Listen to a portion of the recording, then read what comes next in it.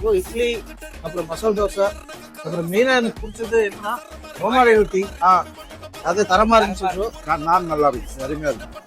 பரோட்டா நல்லா சாஃப்டா நல்லா இருந்துச்சு. பன்னீர் பட்டர் மசாலா நான் எக்ஸ்ட்ராடினரியா இருந்துச்சு. இப்படி எல்லாரும் ஒரே மாதிரி எல்லா டிஷ்ஷும் டேஸ்டா இருக்குன்னு சொல்றாங்களே, அப்படி யாரு சமைச்சிருப்பாங்கன்னு கேக்குறீங்களா? நம்ம சிஎம்ஆர் கேட்டரிங் குரூப்ஸ் தாங்க. அவங்க சர்வீஸ் பண்ண ஒரு ஃபங்க்ஷனுக்கு தான் போயிருந்தோம். நான்வெஜ்ஜுக்கே டஃப் கொடுக்குற மாதிரி வெஜ் மட்டன் பிரியாணி, ரொமாலியன் ரொட்டி, குஷ்பு இட்லி, பீட்ரூட் தயிர் பச்சடி, பன்னீர் பட்டர் மசாலா, இளநீர் பாயாசம்னு சொல்லிட்டே போலாம். நான் மெனுல இருந்து சொல்லியிருக்கிறது கொஞ்சம் தாங்க, இன்னும் ஏகப்பட்ட ஐட்டம்ஸ் இருக்கு. இவங்களே உங்க வீட்டு ஃபங்க்ஷன் ஆல் ஓவர் வெல்கம் கேர்ள்ஸ்ல இருந்து grand lighting, DJ music, decoration, fruit கர்விங்னு எல்லாம் அரேஞ்ச் பண்ணிடுறாங்க. அது மட்டும் இல்லாம ஸ்டால்ஸ்ல ஃப்ரூட் சாலட், ஐஸ்கிரீம், பீடா, பஞ்சு மிட்டாய், பாதாம் பால்னு கொடுத்து எல்லாம் மாஸ் பண்ணிட்டாங்க. அப்புறம் food preparation and food serving எல்லாம் ஹைஜீனிக்காவும் நீட் அண்ட் கிளீனாவும் மெயின்டைன் பண்ணியிருந்தாங்க. ஸோ நீங்களும் உங்க வீட்டில் எந்த ஃபங்க்ஷனா இருந்தாலும் சிஎம்ஆர் கேட்டரிங் குரூப்ஸை கான்டாக்ட் பண்ணி இப்பவே புக் பண்ணிக்கோங்க.